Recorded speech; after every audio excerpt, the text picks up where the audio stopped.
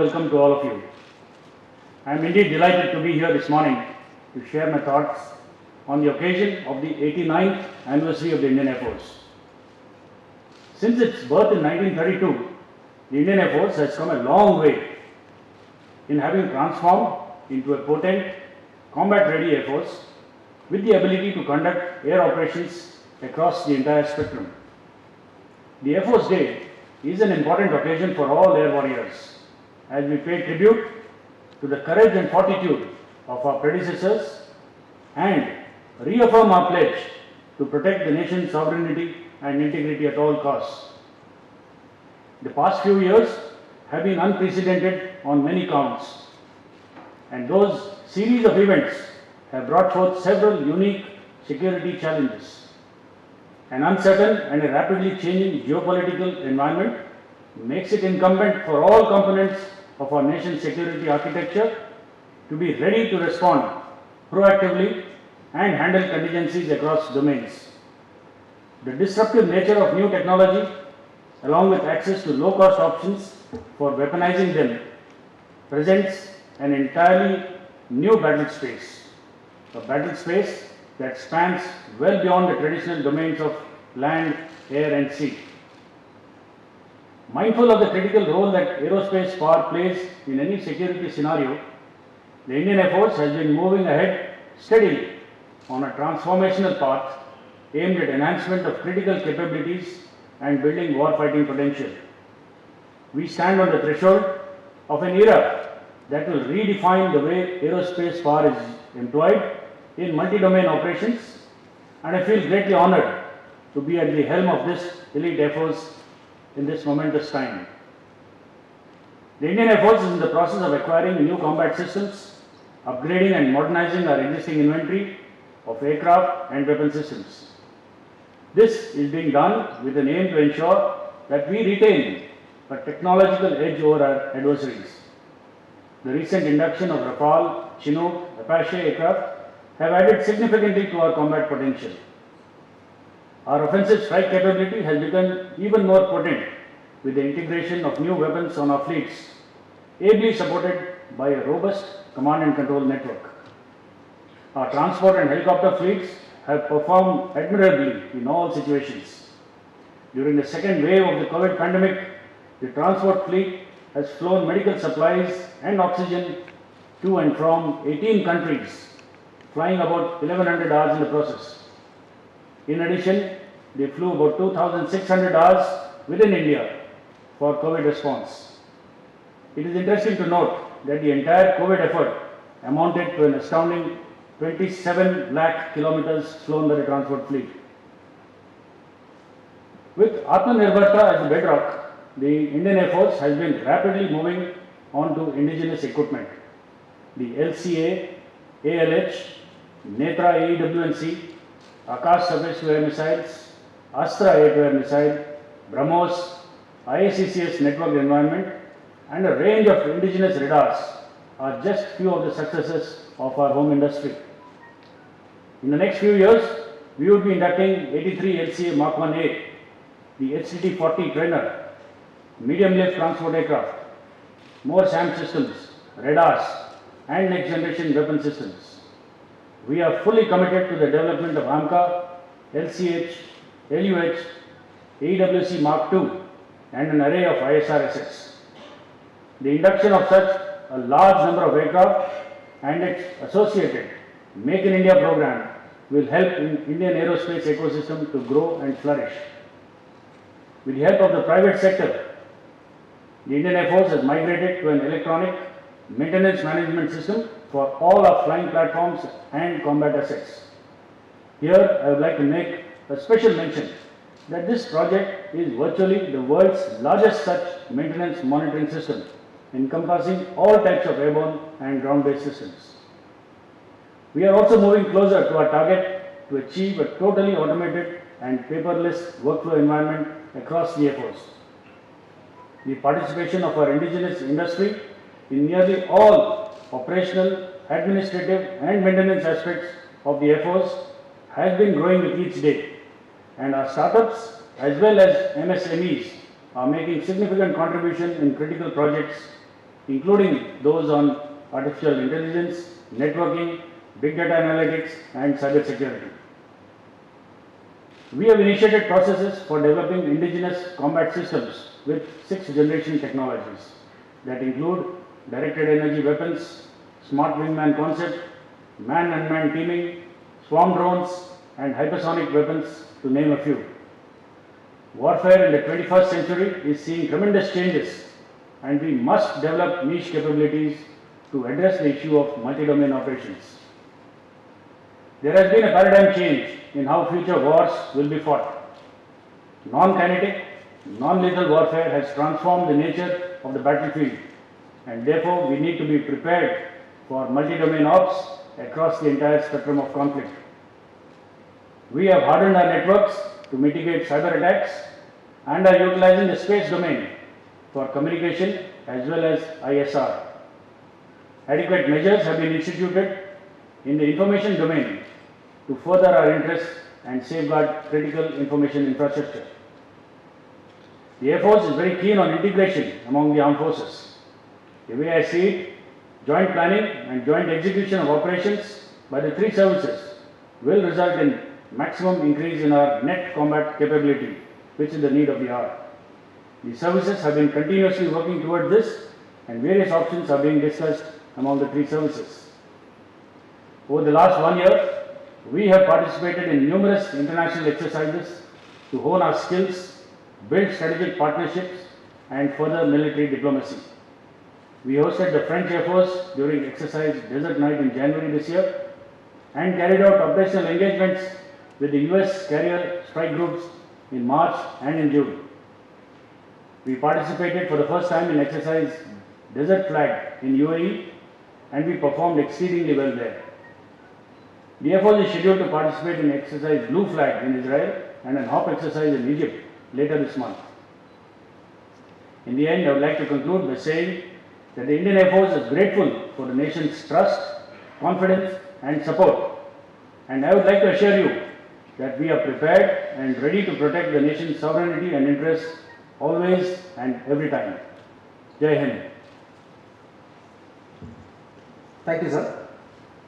With your permission now, I'd like to take on questions from the media. Yes, please, Poonam.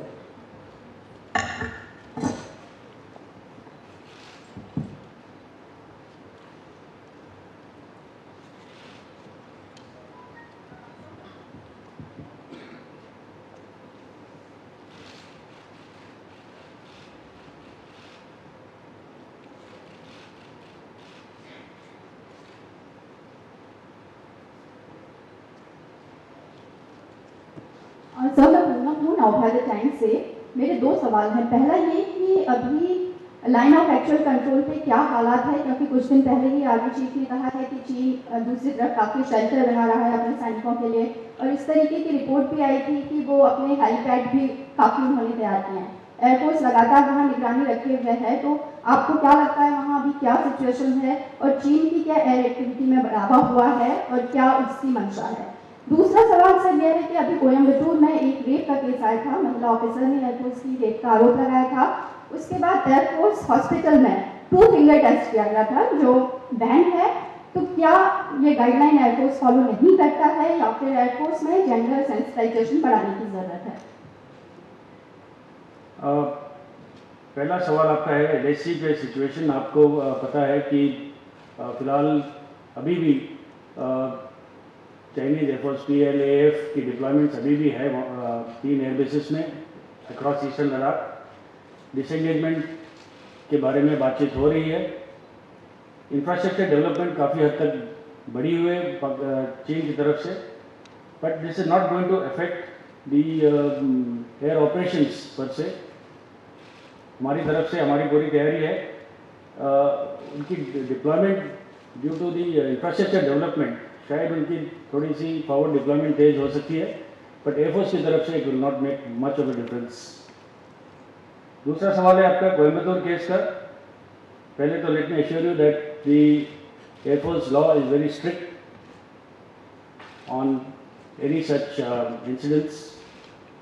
We have no latitude for any misconduct or moral turpitude cases. The two-finger test, जो आपने कहा है, it is misreported. The actual fact that this has not been done, and I can confirm to you that this test was not done, and we are well aware of the rules.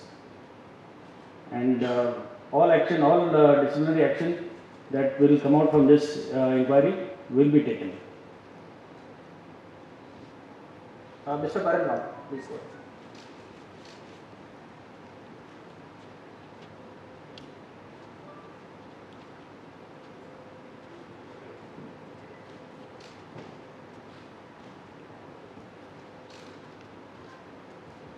Hello.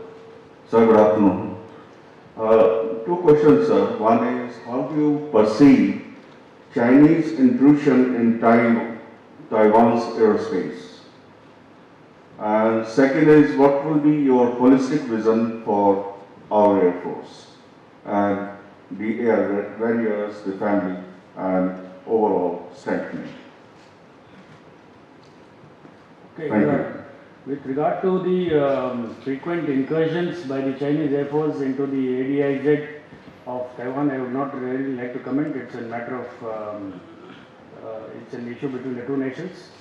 When it comes to the vision for our own Indian Air Force, like I covered in my opening remarks, what I see the future of warfare is going to be multi-domain, not merely restricted to kinetic warfare. So our capability needs to be enhanced to be able to undertake simultaneous and parallel operations both in the kinetic and non-kinetic zones. Towards this, I would like to emphasize our emphasis would be on cyber warfare, mitigating cyber attacks, and carrying out parallel cyber attacks along with kinetic warfare. With the induction of new generation platforms, fifth generation technologies, I am sure that this will be an achievable goal in the next decade or so. Mr. Rahul Singh.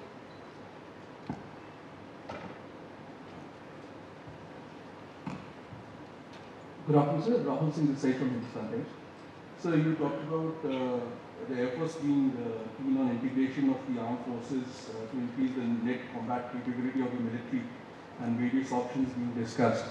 So a couple of months back, your predecessor, Air Chief Marshal Bhadauria, had flagged some concerns about the theaterization model which was being pursued by, which is currently being pursued.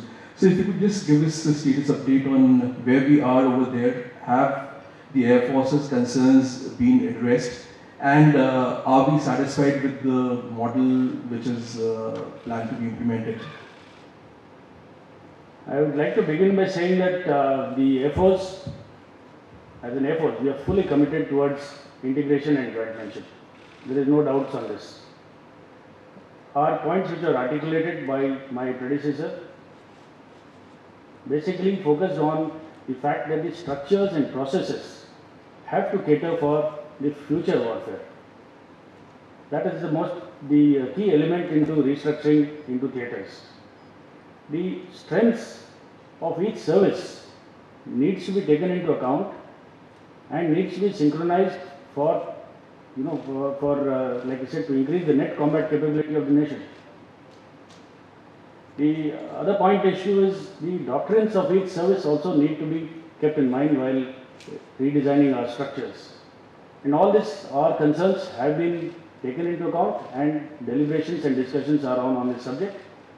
And we are hopeful that the ultimate structure that will emerge will cater for joint planning for operations at all levels. Mr. Manish Kumar Jha.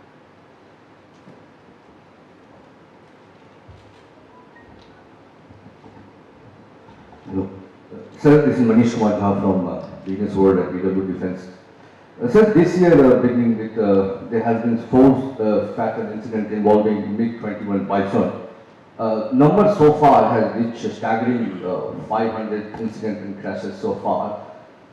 Do you plan to take final call on MiG-21, that is time to say goodbye, and to 6 remaining squadron? Thank you. Firstly, it is very unfortunate. Every accident is very unfortunate. The fact that we've had a large number of accidents on the MiG-21 fleet is not deniable. The statistics also show that there has been a reduction in the number of accidents on this fleet.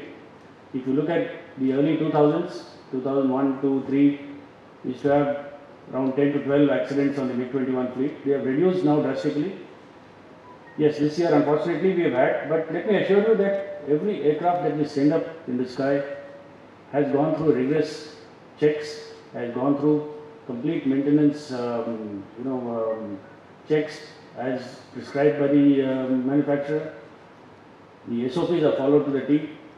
So there is never a case when we send an aircraft with a defect up in the air. The fleet, yes, has got residual life. It may have to continue for a few more years, primarily to cater to the drawdown of our Air Force squadrons. But notwithstanding, let me assure you that we will ensure that the fleet is always serviceable, the aircraft are always serviceable when we send them up in the air. When it comes to, you mentioned 6 squadrons, we have only 4 squadrons as of now, and the drawdown plan has been made out for the next 3 or 4 years.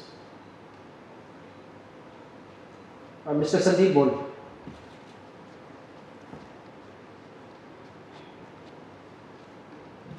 Sir मैं संदीप हूँ। मेरे 2 सवाल हैं। पहला सवाल तो ये कि हमने देखा कि पाकिस्तान ने ड्रोन के ज़रिए जम्मू के एयरफोर्स स्टेशन पर और वहाँ पे जो असेट है उनको अटैक करने की कोशिश की थी।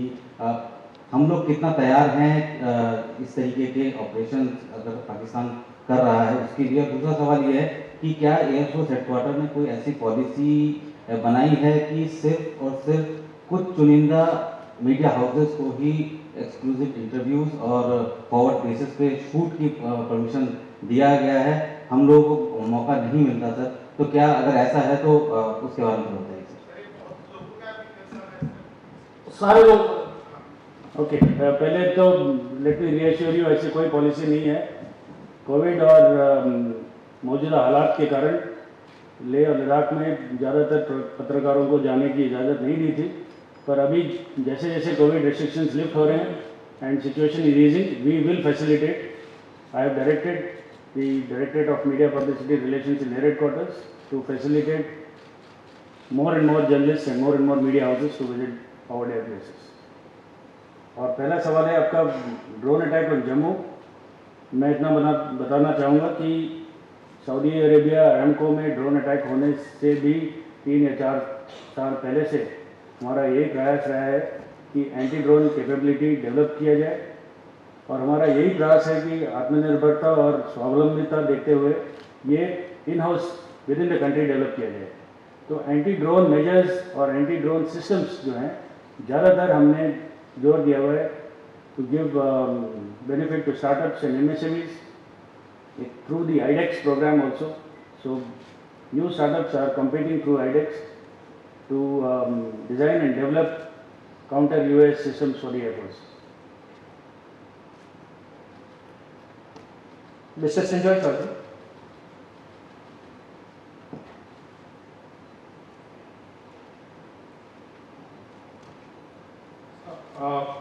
The situation in Afghanistan has changed dramatically. How does that affect the Indian security situation? You as a chief, if you could take an overall view on that. Secondly, sir, in Rawalkot, Kotli, and on the other side in Buran, 3 airfields are coming up very close to the LOC, and in the other case, LAC. The Buran airfield is 20 kilometers, 19.5 kilometers from the LAC. That, apart from that, you have mentioned yourself, the building of, strengthening of infrastructure in Shigatse and Pangtang and all these places. How is the Air Force dealing with these situations? With regard to the airfields that you mentioned about in Pakistan and in the POK area, I wouldn't say that we need to get much alarmed about it, because right now they are small strips capable of taking on a few helicopters. The ones towards the Afghan border has primarily been readied for probably rescuing their own nationals from Afghanistan. I would not like to comment on that. With respect to the development of airfields by the PLAF in the TAR region, what we have to keep in mind that though the airfields are being developed, hardened aircraft shelters are being built there, but they have a huge penalty of high altitude. So their capability to be able to launch multiple missions from high altitude airfield will remain a weak area for them. With respect to your first question on Afghanistan, I think the answer to this is well above my pay grade as to what we can expect as a nation. Mr. Sudhir Ranjan Singh. Sir, Sridharan from Bloomberg, sir. Yeah. Two quick questions. So we saw for the first time perhaps the Air Force film talking about the S-400s. When do we expect the S-400s to get inducted? And also, sir, as you slowly getting more SAMs, S-400s, are you also trying to balance off the number of squadron requirements therefore you have of 42 or above 40, and therefore reduce it? The S-400 as per the contract, and I am on schedule, hopefully should be inducted within this year, the first unit. And with respect to balancing between an surface to air weapon with offensive air elements, I don't think we should make a balance here, because this S-400 or any other SAM system is purely a defensive weapon system. We need to have an equal balance of strike aircraft which can penetrate deep into the enemy to deliver ordnance. So I think we'll leave it at that. There should be no comparison made between offensive elements and defensive elements.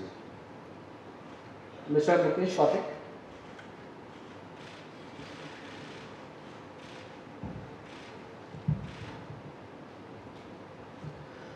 Sir अभी Bhaskar Singh Mukesh Kaushik sir पिछले हफ्ते white house की briefing में बहुत harsh comment किया गया पाकिस्तान के बारे में, कहा कि वहाँ के आतंकी ठिकानों के को आप डिसमेंटल करिए, नहीं तो उन पर एयर स्ट्राइक भी हो सकती है। क्या आपको लगता है कि इंटरनेशनल कम्युनिटी के साथ मिलकर भारत को भी एक और एयर स्ट्राइक आतंकी ठिकानों पर करने की आवश्यकता है? जैसे अभी मैंने बताया, ये नेशनल पॉलिसी पे मैं कोई कमेंट नहीं देना चाहूँगा। Yes, sir.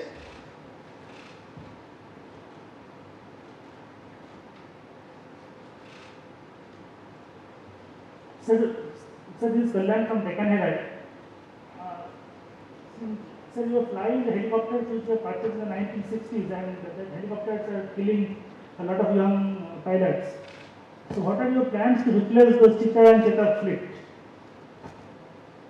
Okay, I don't think it's a correct statement what you just made. We, like I said earlier with respect to the MiG-21 fleet, we ensure that every aircraft which gets airborne is fully serviceable, has undergone strictest of maintenance checks and follows the standard operating procedures. However, notwithstanding, the life of some of these helicopters is coming to an end, and replacement for the Chetak Cheetah will come in two forms: the light utility helicopter made by HAL and the Kamov 226. So right now we are on the verge of procuring the first 6 ADUH helicopters from HAL, and for the Kamov 226 the TEC has been completed. The lead service for this is the Army. Mr. Ashish Singh. Good afternoon sir, Ashish sir, last week हमने बहुत सारी report देखी कि Pakistani army और PLA army के बीच में कुछ Pakistani officers Chinese western and southern command में डिप्लॉय भी हो रहे हैं, जो पाकिस्तानी एम्बेसी है बीजिंग में, वहाँ पर भी ऑफिसर्स की नंबर बढ़ा दिए गए हैं। तो उन दोनों के बीच में काफ़ी ज़्यादा इंटीग्रेशन सा दिखाई दे रहा है। How real and how capable Indian Air Force is as far as the two-front war situation in the air domain is concerned. A follow-up question on that, sir, if you may permit.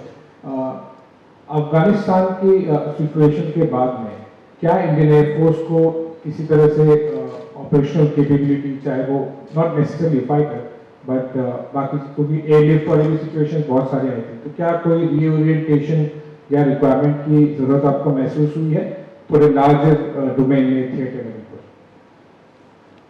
For your second question with respect to our airlift capability and what we demonstrated both during COVID and the evacuation during the Afghanistan crisis, I think the nation has witnessed the prowess of the Indian Air Force, its capability to launch missions into uncontrolled airspaces in Afghanistan, to be able to extricate our nationals from there. So I think we've got adequate potential, and what we own today in terms of the C-17, the C-130 and other helicopter assets are adequate to meet the requirement of the Air Force. With respect to your first question, with the collusion between Pakistan and China and interaction between the officials, I suppose this takes place globally between two partner nations. So there is nothing to fear about there. Only issue which concerns us is the dissemination of or information of Western tactics and Western technology which passes hands from Pakistan to China. With respect to a two-front threat, I would say that the threat is always remains in focus for us, and our capability building is dependent on what the threat. So be rest assured that we are capable of or we are prepared in terms of training, in terms of equipment to handle a two-front contingency. Mr. Neeraj Rajput. Chief Neeraj Rajput ABP news से। जैसे कि हम लोग जानते हैं, आपने भी कहा कि हम लोग इस बार 89वां स्थापना दिवस मनाने जा रहे हैं वायुसेना का, 90 साल से एक कम है। लेकिन अभी भी ऐसी क्यों धारणा है हमारे देश में और हमारे देश के टॉप मिलिट्री कमांडर्स में कि एयरफोर्स अभी भी सपोर्ट आर्म है आर्मी का? क्या आपको लगता है कि वाकई में अभी भी सपोर्ट आर्म है आर्मी का, या आपको लगता है कि अगर कोई युद्ध जैसी सिनेरियो बनता है तो एयरफोर्स डायरेक्टली टेक ऑन कर सकता है एक कॉम्बैट आर्म्स की तरफ? आपने अगर ग्लोबली किसी भी कॉन्फ्लिक्ट को ध्यान से देखा होगा, और the air power has got multiple roles in any conflict. The roles ranging from offensive strike to air transportation to support to the army, support to the maritime forces. So there are various roles for every Air Force, and that is true for the Indian Air Force also. And our capability and our training and our equipment caters for executing multiple roles simultaneously. Mr. Snehesh.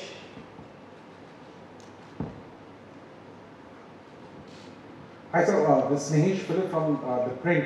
So we've been talking about the capability enhancement. Right now you mentioned that the 4 squadrons of the MiG-21s would eventually decommission in the next 4 years. So 36 Rafale will be delivered early next year. What happens to the fighter modernization program? There's a talk of the 114 fighters for which an RFP is yet to be issued, and there is also a talk of possibly more Rafales. So what is the Air Force plan as far as the fighter squadron is concerned, because it's already down to 30? Very broadly, to cater for the drawdown of the fighter squadrons in terms of the MiG-21s going out, the Jaguars, MiG-29s, Mirages by the end of the decade. To cater for this drop in the number of squadrons, our acquisition plan firstly is based on the 83 LCA Mark 1A, for which the contract was signed last year. Deliveries will commence from 2024. We are fully committed to the AMCA program of DRDO, ADA, for which an aggressive timeline has been set by DRDO themselves to say that the AMCA will roll out well before the end of this decade. And we hope to start inducting the AMCA by the early years of next decade. However, to still mitigate the gap in the fighter squadrons and the combat capabilities, the RFI for 114 MRFA was floated. The RFI responses were received, and we are now awaiting to move the case up further.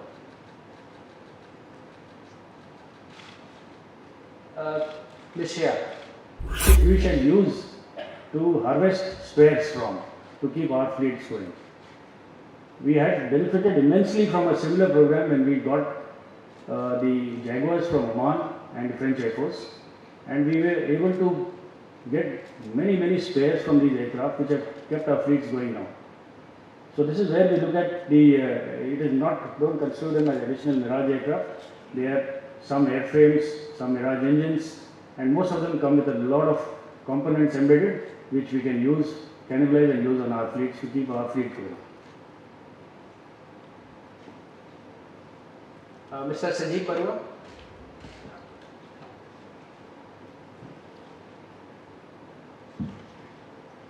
Good afternoon, sir. Sanjeev Barua from EDV Bharat. Do we have any plans to overcome the asymmetry in the neighborhood with respect to fifth generation aircraft? You know, this is with specific reference to the J50. And, you know, also with that, are there any immediate plans to acquire drone capability on part of the IA? Okay, fifth generation aircraft, like I just mentioned, are we are fully committed towards acquiring the homegrown AMCA, which will, the inductions should start from early next year. The 114 MRFA, for whichever is the contender, will also have a whole lot of fifth generation technologies in it. So this will be a, this will make our capability quite matched with what is there across the border. Sorry, can you repeat the second question?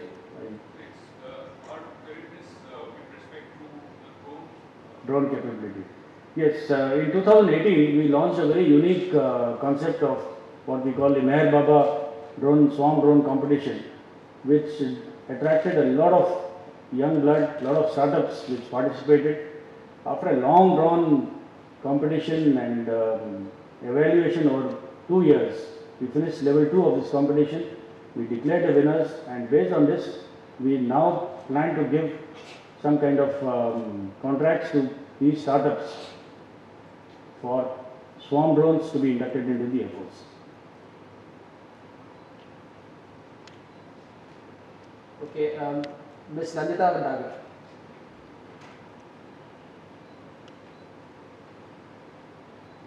Sir, good afternoon. Sir, I'm Nandita Dagar from DB News and DB India. Sir, in July this year, we saw several, the enemy on the western front, right frontier. He launched several drones into POK. One of our airbase was also damaged, and one of our Air Force personnel was injured also. So, sir, we are now, as you mentioned, that working with the industry to launch new, develop new drone systems, anti-drone systems. So, what do we have now? How can we counter this drone menace from the enemy right now on our borders? And sir, number 2, please. Sir, the Taliban government in Afghanistan now has an air force, courtesy the Americans as well as the Pakistanis are also helping them fly some choppers, as we saw in the attack on Panjshir. So, sir, how will we counter in case the Talibanis acquire that sort of capability and they decide to target us in collusion with the Pakistanis? So, sir, thank you. Okay, with respect to the anti-drone system, suffice it to say that most of our critical VAs and VPs have been provided with adequate protection. Protection comes in the form of detection systems, radars, and countermeasures in form of jammers and hard kill options. So we have protected a large number of our VAs and VPs with these systems. But yes, like you said, there is a long way to go. We need to acquire a large number of systems to be able to give adequate protection to many more VAs and VPs in the nation. And for this, like I said, we are focusing largely on indigenous effort, and with more emphasis on through the IDEX program to give chance to the startups to participate in equipping us with this. With respect to your second question of Taliban, now putting together an Air Force and becoming a threat to us, I think is a little far-fetched at this moment. Mr. Ajay Banerjee.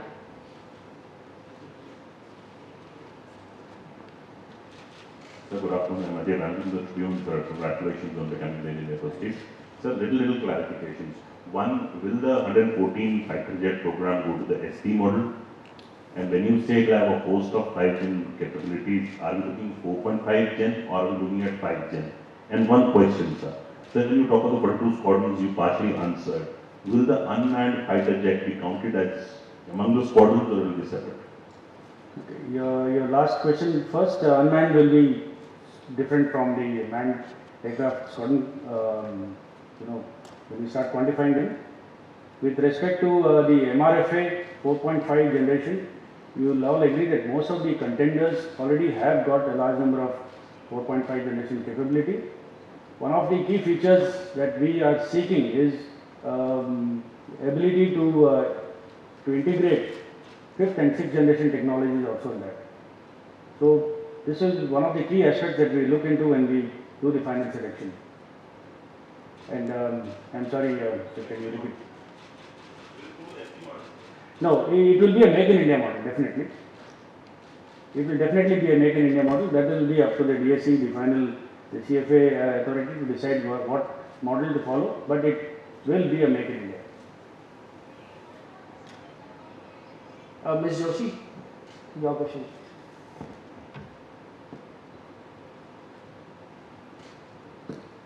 नमस्कार sir, मैं कविता जोशी हूँ, Haribhoomi newspaper से हूँ sir मैं। सबसे पहले आपको नया कार्यभार मिलने पे चीफ के तौर पे बहुत बहुत बधाई। मेरे दो सवाल है सर आपसे। पहला सवाल मेरा सर नीरज के सवाल से जुड़ा हुआ है, जो नीरज ने पूछा कि वायुसेना को अभी हाल ही में सीडीएस ने भी कुछ दिनों पहले ये कहा था कि वो सपोर्ट आर्म है, जिसका वायुसेना की तरफ से काफ़ी नाराजगी भी सामने आई थी और एक तरीके से विरोध भी हुआ था। तो मैं ये जानना चाहती हूँ कि आपकी स्थापना का 89वां वर्ष है इस वर्ष, तो इन 89 सालों में हमने देखा कि आपने हमेशा जो भी देश का युद्ध इतिहास रहा है उसमें सेना को ही सपोर्ट किया है हमेशा। तो आप क्यों नहीं मानते कि मतलब वायुसेना सपोर्ट आर्म नहीं है? तो आप देश को मतलब बताएंगे, कुछ ऐसे उदाहरण आप बताएंगे जिसमें ये कहा जाए कि वायुसेना जो है प्रमुख लड़ाइयों में सबसे पहले आगे खड़ी थी और सेना और नौसेना ने उसको सहयोग किया। ये तो आपका जो लॉजिक है जिसमें आप ये कह रहे हैं कि हम सपोर्ट आर्म नहीं है, तो ऐसे एग्जाम्पल आप बताएंगे देश को कि जिसमें वायुसेना ये कहे कि हमने अग्रणीय भूमिका में सबसे पहले हम थे और उसके बाद जो है बाकी सशस्त्र सेनाओं ने हमें सहयोग किया। मेरा दूसरा सवाल सर आपसे ये है कि अभी जो लाइन ऑफ एक्चुअल कंट्रोल पर चीन के साथ विवाद चल रहा है और पाकिस्तान के साथ हमारी जो सीमा पर विवादास्पद स्थिति है, उसको लेकर के जो दो मोर्चों पे जो युद्ध की चुनौती का भारत सामना कर रहा है, उसमें वायुसेना को लड़ाकू विमानों की 42 स्क्वाड्रन जो है वो चाहिए। तो लेकिन अभी हमारे पास 42 का नंबर नहीं है। हम अभी कहाँ पे खड़े हैं, कितने स्क्वाड्रन हमारे पास लड़ाकू विमानों के अभी हैं?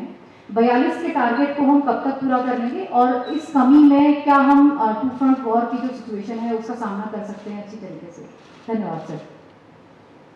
आपका दूसरा सवाल है 42 स्क्वाड्रन्स कब तक हमारे पास हासिल हो सकते हैं, ये कहना बड़ा मुश्किल है। मैं इतना कहूँगा कि अगले 10-15 साल में तो नहीं हो पाएगा। 83 LCA, 4 squadron LCA Mark 1A, लगभग 6 स्क्वाड्रन 6 या 7 स्क्वाड्रन एमका और 6 स्क्वाड्रन MRFA अगर जोड़ेंगे और जितने फेज आउट होने वाले हैं 4 स्क्वाड्रन MiG-21, Jaguars, MiG-29, तो हमारी गिनती लगभग 35 के आसपास रहेगी अगले दशक तक। उससे ज़्यादा बढ़ने की उम्मीद अभी फ़िलहाल नहीं है। और पहली बात आपकी है सपोर्ट आर्म की, एंड मैंने जैसे क्लैरिफाई किया है, एयरफोर्स के विभिन्न रोल होते हैं।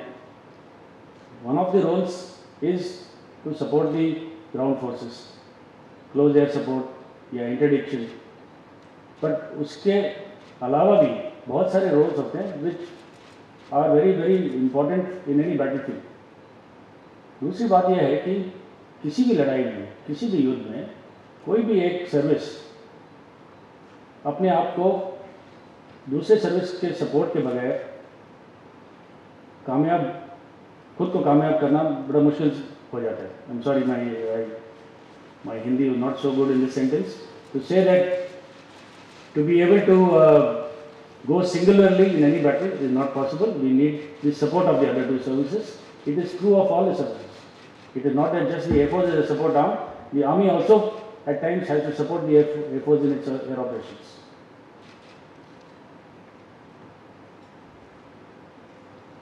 Mr. Manu Pavi. Hi sir, this is Manu from Economic Times. So, the most important stakeholder for the program to acquire fighter jet engines is the Air Force, and a lot of work has been being done in this program. Can you tell us when do you wish to see this indigenous fighter jet engine program, coming up? And secondly, sir, on the MRFA that you spoke on, the new fighter jet contest, is the plan to acquire additional Rafales out of the it's out of the window is just going to be 114 new acquisition, which will be competitive process. For the 114 RFI response, like I said, the Rafale is also one of the contenders. All I can say is that we are very happy with the performance of the aircraft. I would not like to comment further whether that will be the main contender or not for the MRFA. With respect to the fighter jet engine, I don't know if I am the right person to answer this question. Actually should be targeting this to the DRDO and industry. What is the capability to absorb technology in terms of there are various avenues available from with global players. So I think I would best leave it that you target this question to the industry or DRDO. Mr. Chandrasekhar.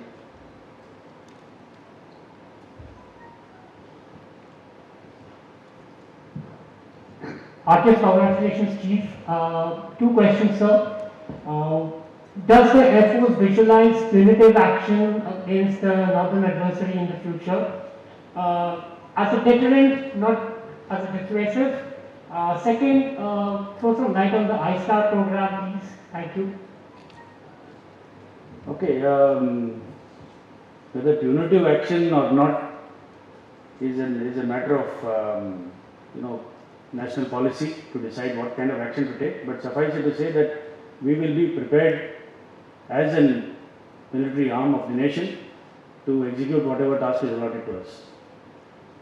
With respect to the I-STAR program, this we are going through the GTG G2G route to the DTTI, for which preliminary discussions have been held with the Americans, and right now this case is under progress through the DTTI route. Yeah. We'll take one last question. Mr. Sagar, please.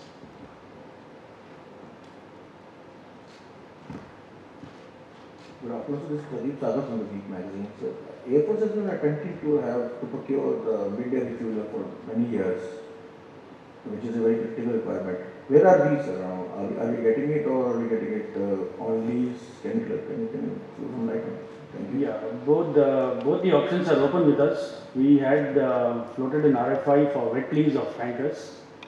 We have received the RFI response and we are evaluating that.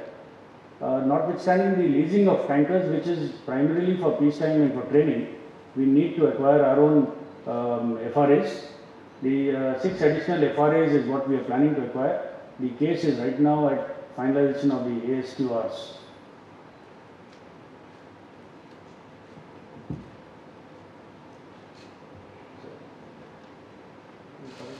Finish? Take on one last one.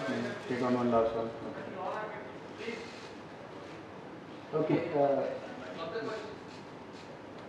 Okay. Maybe last two questions should be. Right, sir. Yes, Mr. Madhurendra.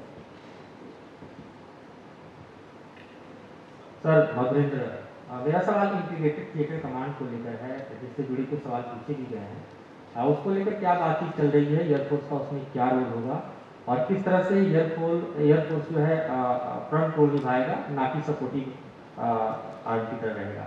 दूसरा सवाल आपने मैं कहना चाहूँगा eastern और western front पर जो स्थितियाँ बनी हुई हैं और टू फ्रंट वॉर पे आपने कुछ स्पष्टता भी दी है, तो क्या एयरफोर्स की तैयारी है टू फ्रंट वॉर को लेकर, क्योंकि साफ साफ दिखाई दे रहा है कि चीन और पाकिस्तान के बीच में जो कोलैबोरेशन है, अगर वॉर शुरू होता है तो जाहिर हमें टू फ्रंट वॉर ही फेस करना होगा। मेरे ख्याल से दोनों सवालों का जवाब मैं दे चुका हूँ ऑलरेडी। ये sorry no the role of Air Force Integrated Theater Command क्या रोल होने वाला है? Like I mentioned that each service has got its strength. each service has got certain key doctrinal aspects. So the idea in this jointness or in theatre command is that we should capitalize on the strength of each service. That is the bottom line. Okay, last question, ma'am.